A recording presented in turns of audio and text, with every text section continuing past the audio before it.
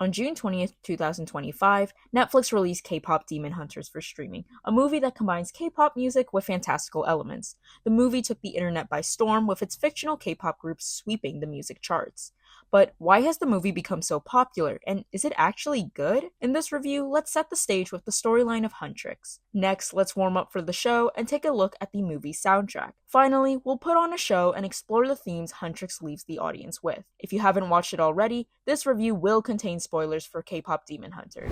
K-Pop Demon Hunters centers around the world's largest K-pop group, HUNTR, and its members Mira, Zoe, and the group's leader Rumi, as they aim to protect the world from demons. The superstars must seal the Han Moon, a magical barrier that bars the demons from entering the human world. But when the demons fight back with an even more popular demon K-pop boy group, the Saja Boys, the girls have to seal the Han Moon for good. All the while, Rumi must conceal her true identity as half human and half demon from her group mates. While I thought the storyline was fine overall, I would have liked to see more character development. The complicated relationship between Rumi and Jinu was well done, but had its weak points. Jinu's betrayal of Rumi was set up to be a huge twist, but it was quickly rushed over without really delving into how it affected Rumi. In a similar sense, Mira and Zoe's reaction to Rumi's reveal wasn't a big enough focus, in my opinion, for such a morally challenging conflict within the group. I felt that the movie's resolution was rushed. Even still, I liked the rivalry between the HUNTR and Saja Boys, and I thought the fantasy elements of the plot were fun. Overall, I rate the storyline a 6 out of 10.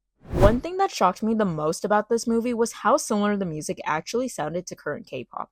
I've listened to K-pop for years now, and the songs definitely reminded me of the sounds and concepts I've observed in actual groups. Your Idol reminded me of groups like EXO, ATEEZ, and ENHYPEN. The songs are definitely catchy, which certainly contributed to the movie's success. Even non-K-pop listeners I know have been able to enjoy the soundtrack. The soundtrack also features a girl group Twice with Strategy and a version of the movie's original song Takedown with Chaeyoung, Jihyo, and Jonghyun. The soundtrack also includes 사랑인가 봐, Love Maybe by Mellowmance, calling back to the K-drama A Business Proposal and truly leaning into the K-drama tropes presented in Rumi and Jinu's relationship. I rate the music a 9 out of 10.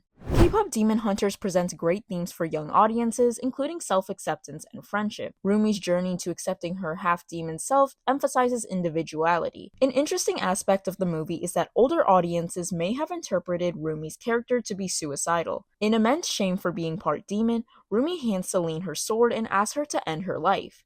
Even through Takedown's lyrics, Rumi sings that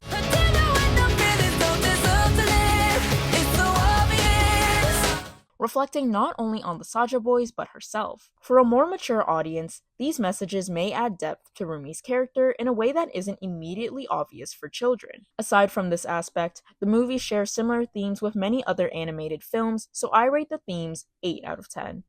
Overall, this movie was refreshing and successfully brought together two distinct worlds, K-pop music and demonology, with a unique animation style that draws in audiences to the soundtrack people can't stop playing. It's these distinctive style choices that make this movie memorable to so many. People love K-pop Demon Hunters because it's different from a lot of other animated movies in the industry. While the rushed resolution prevents this movie from being one of my absolute favorites, I still appreciate it for its individuality and understand what makes it a trending topic. My final rating for K-Pop Demon Hunters is a 7.6 out of 10.